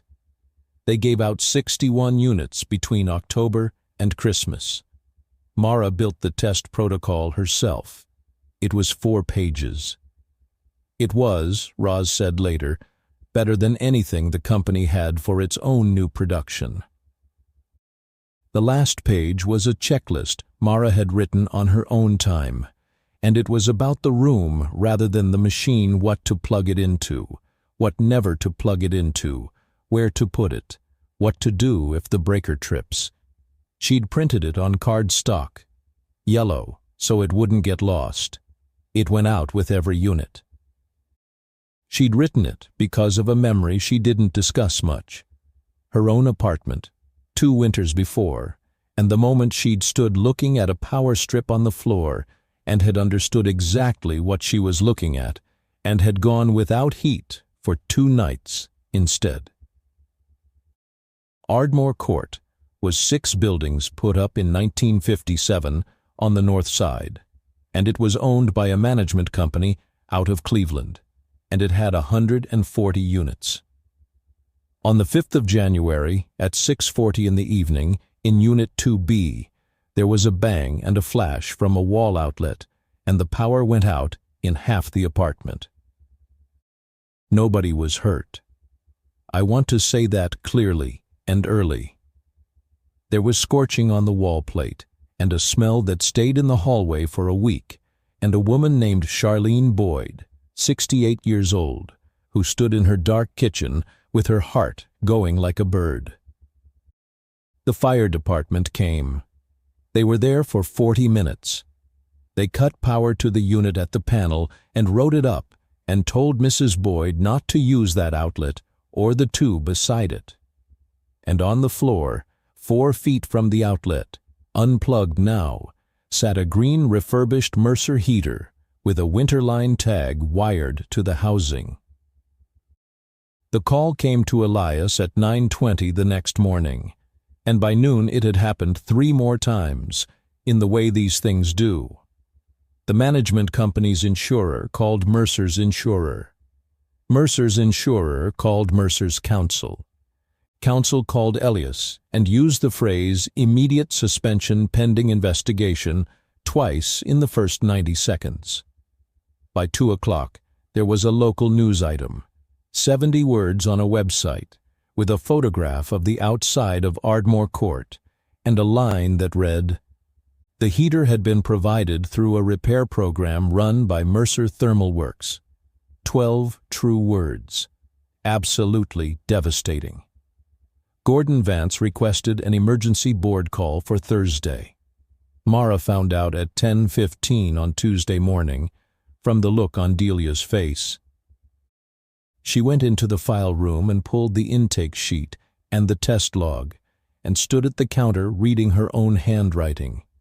Unit 41, donated by a family in Rennick. Full teardown, new limit, new leads, new cord set, element cleaned and load tested. 3 complete heat cycles, 22 minutes each, logged at 9:04, 9:41, and 10:19 on the 4th of November. Signed on the bottom line, M. Bennett. She had signed it, her own hand. There it was. Tomas came and stood next to her and read it over her shoulder. "That's a clean sheet," he said. "I know. Mara, that's a clean sheet." "I know what it says," she said. "I'm the one who wrote it." The next 4 days were the worst of it, and they came all at once, the way they do. Tuesday afternoon, Dale Prokop, who had been sitting on $400 of resentment since March, saw the news item and made a phone call, and then another one. By Wednesday morning, there was a version circulating in certain rooms in Millhaven that went, "The woman who sued her landlord got a job at the heater plant, and now the heaters are catching fire." It was not true in any particular, and it moved 4 times faster than the truth. Wednesday, Mara got a notice taped to her door at 118 Halloran. Not an eviction. A notice of intent not to renew, dated for the end of the lease in April, with no reason given, because in that county no reason was required. She stood in the hallway and read it twice, and then she folded it in thirds and put it in the blue school folder, in the pocket, on top of Lily's drawing. Wednesday night. The temperature went to 4 degrees, and the wind chill went below 0. And the whole east side of Millhaven browned out for 2 hours and 40 minutes at 11 p.m. when a substation feeder failed. It had nothing to do with anything. It was just January. The apartment went to 52 degrees. Noah woke at 1 a.m. coughing. Not the ordinary kind, the tight, dry, stacking kind, where the breaths start coming from the top of the chest and the shoulders start doing work they shouldn't have to do. Mara knew every step of it by heart. Inhaler and spacer, 4 puffs, count of 10 each. Sit him up. Bathroom, hot tap, door shut, steam. Sit on the edge of the tub with him between her knees, hand flat on his back, counting. It took 35 minutes to break. It did not require the hospital. It was, by the standards of their life, a middling night. At 2:20, she carried him back to bed and pulled the good blanket over him, and Noah, half under, said in a small, hoarse voice, "Is it because of the thing at your work?" "No, baby. It's the power. It's the whole street." "Okay." A pause. "Is your work gonna be okay?" "Go to sleep." She sat in the front room in her coat until the power came back at 3:41 in the morning, and she did not sleep at all. Thursday, she went in and told Elias Mercer she was resigning. She said it standing up, in his office with her hands at her sides. "You should shut the program down," she said, "not pause it, shut it. And you should be able to say honestly that the person who signed that unit isn't here anymore." Elias put down his pen. "Sit down, please." "I'd rather stand." "Mara, sit down. Not as your employer. Just please." She sat on the edge of the chair. "I signed 61 of those sheets," she said. 61 machines are in 61 apartments right now, and I put my name on all of them, and I was so proud of that. And last night, my son couldn't breathe, and I sat there for an hour and a half thinking about a woman I've never met standing in her kitchen, in the dark. Nobody was hurt. This time. Her voice did not rise. It got quieter, which was worse. "Mr. Mercer, I know what those old buildings are. I grew up in one. I live in one. I knew, and I still put 61 machines into them, and I told myself a yellow card was enough." Elias was quiet for a moment. "I want to answer that," he said. "But first I need to tell you what I've spent all morning doing, which is trying to figure out how to protect you from Thursday's board call. Whether I could keep your name out of the room." "Don't." "Yeah," he said. "I got there about 20 minutes ago. He turned his coffee cup a quarter turn on the desk, the way he did. Because here's what I realized. If I hide you, then you're the thing that has to be hidden. And you're not. You're the best diagnostic tech in that building, and I include Tomas. And Tomas would say so. That doesn't matter if the machine was wrong. No, Elias agreed. It doesn't. He leaned forward. So let's find out if the machine was wrong. Mara looked at him. You want to resign because you signed that sheet, he said. You signed it. That means you're the person who knows the most about what left this building on the 12th of November. There is nobody on this earth better positioned to find out what actually happened in that apartment than the woman whose name is on the bottom of the page. The insurer's investigating. The insurer is investigating liability, Elias said. That's a different question than what happened. Sometimes they overlap. He slid a piece of paper across the desk. It was a phone number. Marguerite Salas, independent forensic electrical consultant out of Columbus, 30 years. Testifies for both sides. Cannot be bought and is offensively expensive. I called her at 7 this morning. She's available Monday. Mara stared at the number. I'm not qualified to... You're not qualified to sign the report, Elias said. You are absolutely qualified to be standing next to the person who does. Bring your log. Bring your protocol. Bring the yellow card. He sat back. Or hand me your resignation and I'll accept it, because it's your life and not mine, and I've done enough deciding for other people's lives from behind a desk to last me the rest of them. Mara sat for a long moment, with her hands in her lap. If it was the machine, she said, I want to be the one who says so. Out loud, to the board, not you. Agreed. And if it wasn't, then you say that too, Elias said. Same room, same voice. Marguerite Salas was 64 years old, 4'11", and had the manner of a woman who had spent 3 decades telling lawyers things they didn't want to hear. She met Mara at Ardmore Court on Monday morning at 8, looked her up and down, and said, You're the one whose name's on it. Yes, ma'am. Good. You'll pay attention. She handed Mara a clipboard. You write. I'll talk. Don't touch anything and don't offer me a theory before lunch.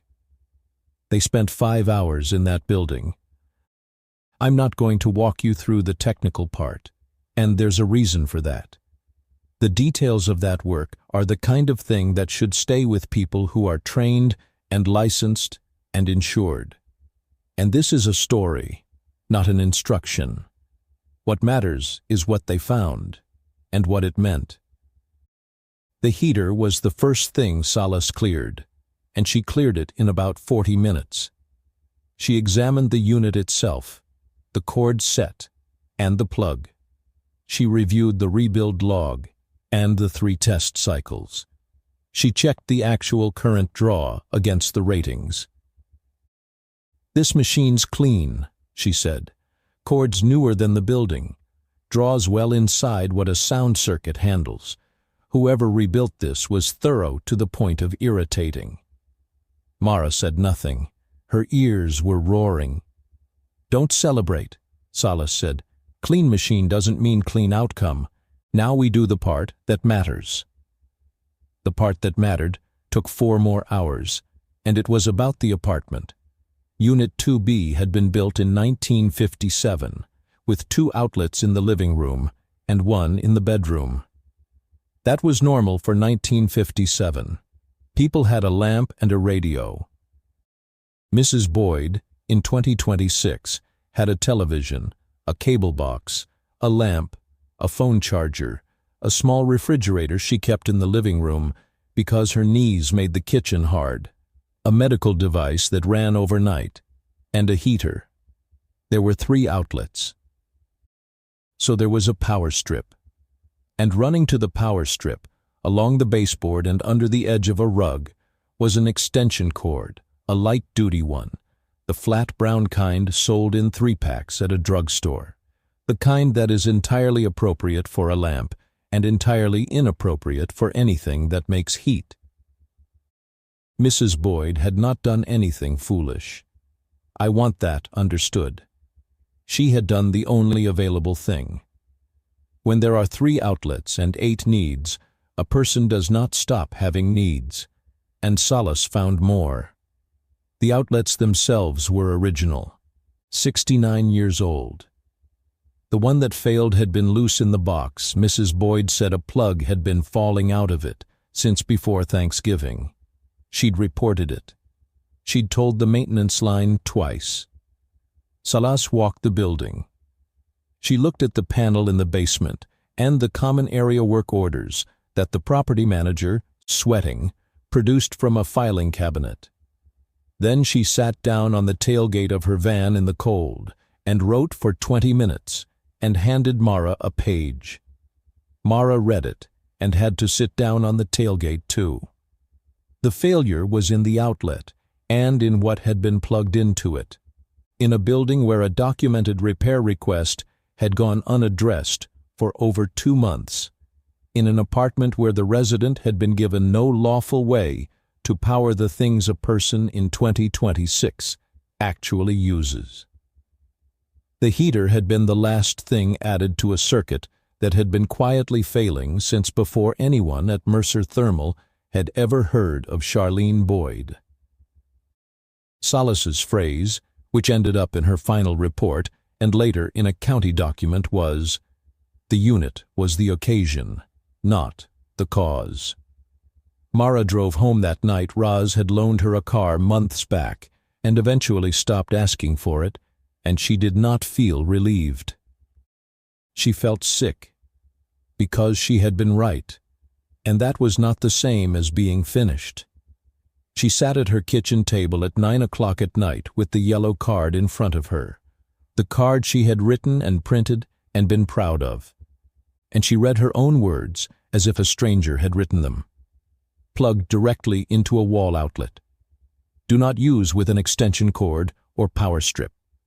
That was the 3rd line. It was correct. It was clear. It was in bold. And it was useless, and she understood exactly why. And the understanding had a shape she recognized from her own hallway 2 winters ago.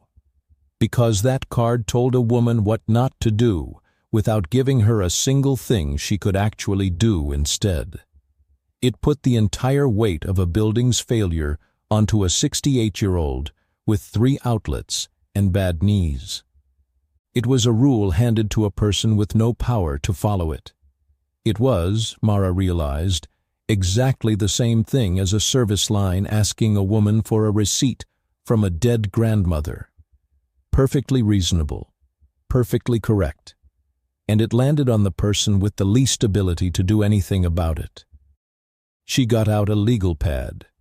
She wrote until 2 o'clock in the morning, and then she got up at 6 and wrote for another hour before work. And she did that for 8 days.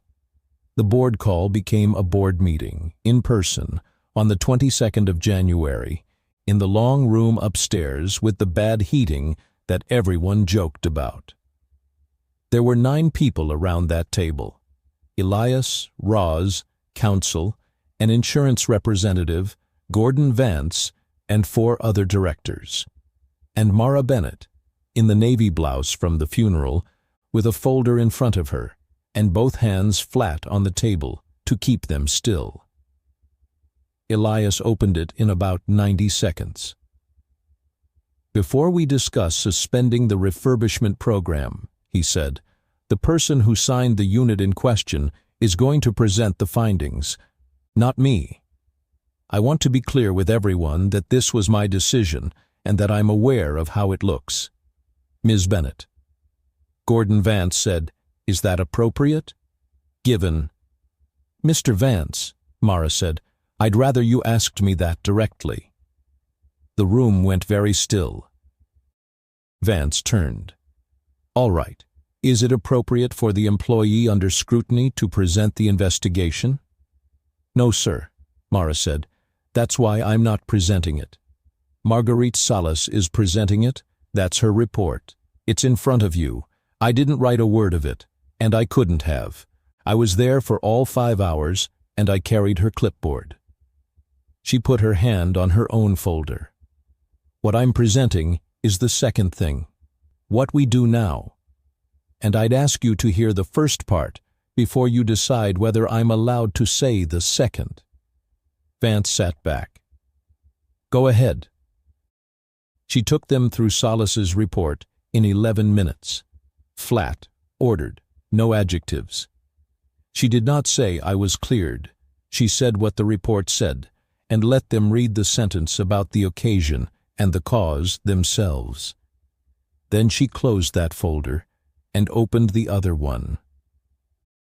That's the good news, she said, and I want to say plainly that I don't think it lets us off, because we knew. I knew. I've lived in a building like Ardmore Court my whole life. I knew what those apartments are, and I put 61 machines into them anyway, and I told myself a piece of yellow cardstock was enough. She held up the card. This is mine. I wrote it. Line 3 says don't use an extension cord. She set it down. Mrs. Boyd has 3 outlets and 8 things. My card told her not to do the only thing she could do. It didn't help her. It just made it her fault. Nobody in that room said anything. So here's what I'm proposing, Mara said. 4 things. 1. We stop shipping the machine and start assessing the room. No unit goes out without a short standardized walkthrough by someone from the winter line. How many outlets? What condition? What else is already on that circuit? What the resident actually needs? 15 minutes. On a form. It is not an inspection, and it does not certify anything, and she was careful to say so twice. It is a conversation with a checklist. 2. If the room fails, we don't refuse. We escalate. If a walkthrough turns up something that needs a licensed hand, the household doesn't get a shrug. They get a written finding, a referral to the county code office, and a copy in their own hand, so they have a document. Mara had already talked to Priya Raghunathan about what makes a tenant complaint stick, and had built a 1-page version of her own blue folder into the form. 3. The card goes in the trash and we replace it with something that treats people like adults. Not a list of prohibitions. A card that says what a safe setup looks like, what to watch for, who to call, and this was the part that made 2 directors sit forward what your landlord is legally required to do and what to do when he doesn't. 2 languages. Large type. 4. The landlord signs. Any unit going into a rental gets an acknowledgement sent to the property owner on Mercer letterhead. A heating unit has been placed in your building. Here is what our assessment found. Here is what remains outstanding. Not a threat, a record. She looked up. That last one's the one that actually matters, Mara said, and I'll tell you why. Everything in this business runs on the tenant complaining, and the tenant is the person with the least time, the least money, the least standing, and the most to lose. My landlord ignored 11 phone calls and answered a letter in 9 hours. The letter wasn't smarter than my phone calls. It just came from somebody he couldn't afford to ignore. She closed the folder. You can't fix a building by handing a warning to the person living in it. Somebody with a return address has to say it. The room was quiet for a good 6 seconds. Then the insurance representative, a careful man named Whitcomb, who had said perhaps 9 words all morning, cleared his throat. Ms. Bennett, can I ask what your role here is? Your title. Bench test and repair. Trainee, grade 2. Trainee. Yes, sir. I have 4 credits left at Rennick. I finish in May. Whitcomb looked at his colleague. Then he said, "For the record, a documented pre-placement assessment and an owner notification protocol would substantially change our posture on this program. Substantially. That's a better control environment than most municipal programs I review." Gordon Vance was reading the yellow card. "Who wrote the old one?" "I did." "And now you're telling us it's inadequate." "Yes, sir." "Why?" Mara thought about it. "Because I wrote it as a technician," she said, "and I should have written it as a tenant. I had both. I only used one." Vance set the card down. He was not, it turned out, the villain of this story. There wasn't one. He was a man in his late 60s with a fiduciary duty and an actuarial cast of mind, and he'd asked hard questions, because hard questions are the job. "Mr. Mercer," he said, "I came in here today intending to move for termination of this program." "I know. I'm going to move instead that we adopt Ms. Bennett's protocol, resume in 30 days, and that she chair the implementation." He looked at Mara. "Not as a courtesy, because I've sat in this room for 11 years, and I have never once heard a presentation where the presenter opened by saying the thing they built didn't work well enough." It carried 7-2. Mara made it all the way down the stairs and into the back stairwell by the paint line before her legs went. She sat down on the third step from the bottom in a building that smelled like hot steel, and she put her head against the cold cinder block wall and cried for about 90 seconds, hard, silent, the kind you do with your hand over your mouth. Then she wiped her face on her sleeve and stood up and went back to the bench, because there were 4 units in the queue, and it was still January. The following February, Millhaven got 11 inches in 2 days, and the whole town went slow and white and quiet. Mara Bennett was 34. She had finished her 4 credits in May and sat for the certification in August and passed on the first attempt, which she found out by refreshing a web page in a parking lot with Noah in the back seat, asking what her face meant. Her title was Program Lead, Winter Line Service, which Roz had invented and Elias had approved without comment. She had a badge with her name on it and a locker with a lock she chose herself. She and the kids had moved in September to the ground floor of a 2-family on Corliss Avenue, 600 more square feet, a small yard, a landlord named Mrs. Abbasi, who fixed the porch light within 2 days of it going out, which Mara found so disorienting that she mentioned it to 3 separate people. Noah was 9 and had stopped checking the radiator in the night. The thermometer with the big dial was still on his wall. He'd moved it himself when they moved, and had chosen where it went, and Mara had not commented on that either. Lily was 6 and in 1st grade, and had a folder of her own now, and the houses she drew had gotten complicated chimneys, curtains, a dog nobody had agreed to. The windows were always orange.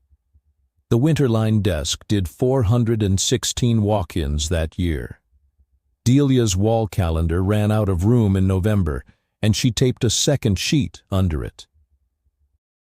The refurbishment program placed 138 units, every single one preceded by a 15-minute walkthrough on a form Mara had written. 19 of those walkthroughs found something the household could not fix themselves, and 19 written findings went to 19 property owners on Mercer letterhead, and 11 of those got fixed within 60 days. 11 out of 19 is not a triumph. It's a start. Mara kept the list of the other 8 taped inside her locker door. The county code office called in October and asked, somewhat awkwardly, whether they could use her walk-through form. Mara said yes before they finished the sentence. Charlene Boyd's outlets were replaced in February, all of them. The whole apartment as part of a settlement that involved lawyers Mara never met. She got a card from Mrs. Boyd in the spring, in careful cursive, and it's the only thing besides Lily's drawing that Mara ever put on her refrigerator. The old heater came back into the building on the 1st of December. It had been sitting in Mara's front room for a year and a half after the Halloran radiator got fixed, doing nothing.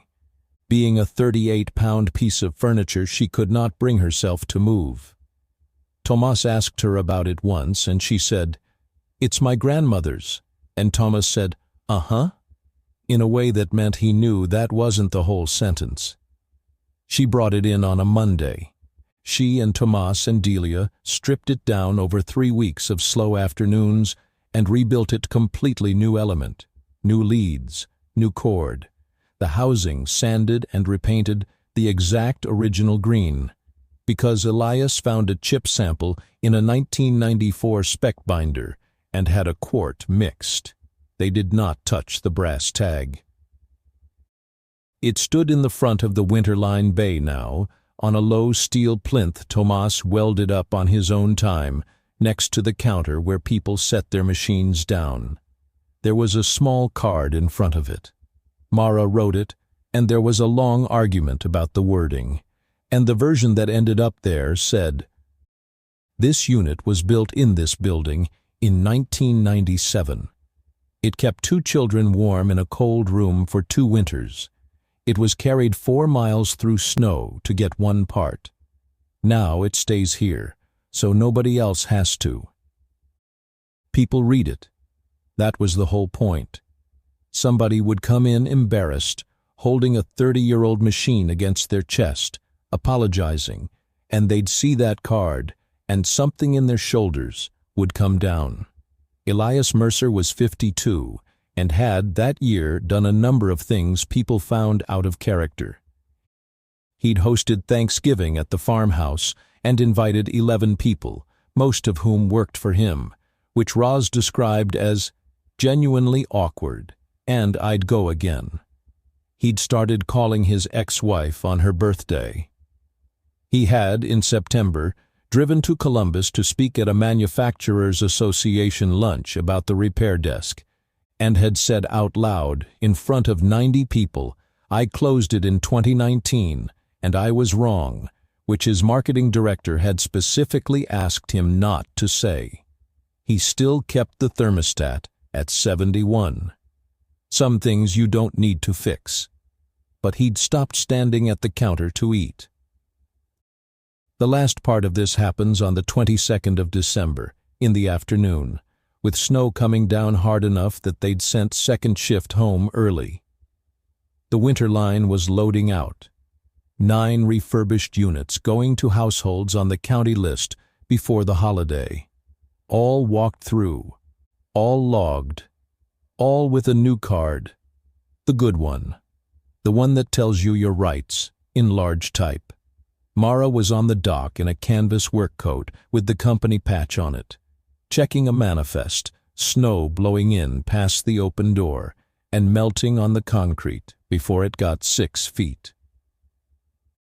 Around her neck, tucked into the collar, was a red wool scarf with one end unraveling.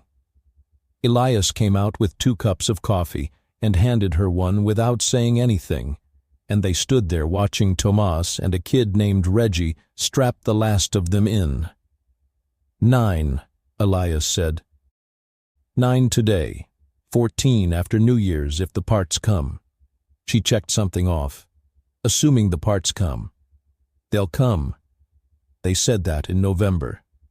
He laughed a short one, surprised out of him, the way it happened more often now. Then Mara said, "I've got something for you," and reached into her coat pocket. She put it in his hand. It was a brass tag, 1.5 inches by 3/4, wired to a short twist of steel wire, still bright, no tarnish on it yet.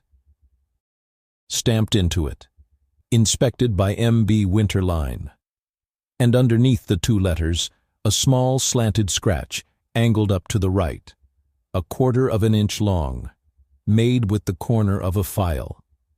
Elias Mercer stood on the loading dock in the snow and did not say anything for a long moment. "Delia showed me," Mara said. "She said Ruth used to do the line. She said nobody ever told her to, and nobody ever told her to stop." She looked out at the truck. "I asked her if she thought it'd be all right if I did it too. She said Ruth would have been annoyed if I didn't." Elias turned it over in his fingers. He'd carried the other one in his coat pocket for a while, the year before, until he'd realized what he was doing and put it back where it belonged, on the green housing, on the plinth, 20 feet behind where he was standing right now. 2 tags. 2 women who signed their work. 28 years apart, in the same building, on the same line. His mother had spent 18 years sending warmth out of this door into houses she would never see, and had gone home cold, and had said, "I'm not cold, baby," and had died 19 months before her son could get there. And now a woman who had dragged one of those machines 4 miles through the snow was standing on the dock in a work coat, signing new ones, sending them out the same door. The debt could not be paid. That was the thing he'd finally understood, somewhere around the second time he had driven out to Fairview. You cannot pay a debt to someone who isn't there. You can only pass it forward, out the door, into the snow, to somebody's back bedroom. "It's crooked," he said. "It's supposed to be crooked." "I know," Elias said. His voice wasn't quite steady, and he let it not be. "I know it is." He handed it back to her. "Put it on the one that goes out first." At 4:50 that afternoon, Mara Bennett got in Roz's old Corolla and drove home through the snow. Noah was doing homework at the kitchen table under the light. Lily was on the floor with the crayons out, working on something ambitious involving a chimney. The apartment was warm. Not the 2 hours on, 6 hours off kind. Just warm, all the way to the back rooms. The boring, miraculous warmth of a building where the heat works. Mara hung her coat by the door and stood there for a second, the way she still sometimes did. "Mom, you're all snowy," Lily said, not looking up. "It's coming down out there." "Were you cold?" And Mara opened her mouth and started to say it. She was 3/4 of the way into it before she heard herself the same 4 words, worn smooth, the sentence she had said 1,000 times, standing at a window with her arms crossed, walking to a bus stop in November, dragging 38 pounds of steel through 6 inches of snow because there was no other door. "Mommy doesn't get." She stopped. Lily looked up from her drawing, 6 years old, crayon in hand, entirely unaware that she was standing at the end of something. Noah looked up too. He'd caught it. He always caught it. Mara stood in her own warm kitchen and felt the whole shape of the last 2 years go through her at once. "Yeah," she said. "I was cold." Lily blinked. "You were?" "Freezing," Mara said. "My ears hurt. I could not feel my nose at all." And Lily laughed, the sudden delighted laugh of a child who has just been let in on something, though she couldn't have said what, and went back to her chimney. And Noah watched his mother for 1 more second, and then he did something he had not done in 2 years. He looked back down at his homework and let it go. Mara put the kettle on. Outside, the snow kept coming, and 11 miles out on the county road, a truck with 9 rebuilt heaters in the back was making its second-to-last stop of the day. And on the first unit off that truck, there was a small brass tag, bright and untarnished, with 2 letters stamped into it, and a crooked little line scratched underneath, so that whoever ended up with it this winter, or in 28 years, would know it came from somebody's hands. This story is fiction. Mara Bennett is not a real person. Neither is Elias Mercer, or Ruth Mercer, or Millhaven, Ohio, or Mercer Thermal Works. Nobody in this story existed. I made all of them up. The rest of it is not made up. There are people in cold rooms tonight in buildings where the heat has been broken for months, who have called and texted and filed and waited and been given a correction order with a deadline that will pass without anything happening because inspection offices are small and enforcement is slow, and the cost of ignoring a tenant is usually lower than the cost of a plumber. There are people who own something that is broken and fixable, and who cannot get it fixed because the counter closed and the number goes to a script, and the script needs a receipt from someone who is no longer alive. Nobody in that chain is cruel. Every person is following a reasonable instruction. That is exactly how a door disappears without anyone deciding to remove it. There are apartments built when a household needed a lamp and a radio, now holding a family's entire electrical life on 3 outlets, where the only available choice is the unsafe one, and where a safety warning printed in bold does nothing but move the blame onto the person with the least power in the room. And there are people, a great many of them, who are 1 certificate, or 11 credits, or 1 child care slot away from an entirely different life, and who are not lazy, and who are not waiting to be rescued. They are waiting for a door. If you want a number for any of that, look it up from a source you trust and check the date on it. I'd rather give you nothing than give you something invented. Here's the one thing I'd ask you to take with you. Somewhere near you, this week, somebody is going to say they're fine. They'll say it lightly. They'll say it the way you say something you've said 1,000 times, and it will sound completely convincing, because they have had a great deal of practice. You don't have to fix their life. Most of the time, you can't. But you can notice. You can ask the second question instead of accepting the first answer. You can be the person who says, "How far did you walk?" instead of watching for 6 seconds and then finishing looking. That's all. That's the whole task. Notice the people carrying something heavy and don't finish looking. So let me ask you, and I mean this. I read the comments on these stories.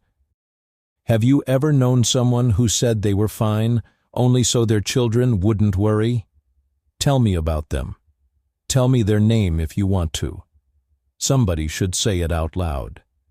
And if this story reached you today, if you thought about your own mother, or your own cold winter, or a door somebody opened for you once, leave a like, so it finds the next person, and send it to someone who needs to hear it tonight. Subscribe if you want more stories like this one, not for the numbers, because there are more of these, and I think you're the kind of person who'd want to hear them.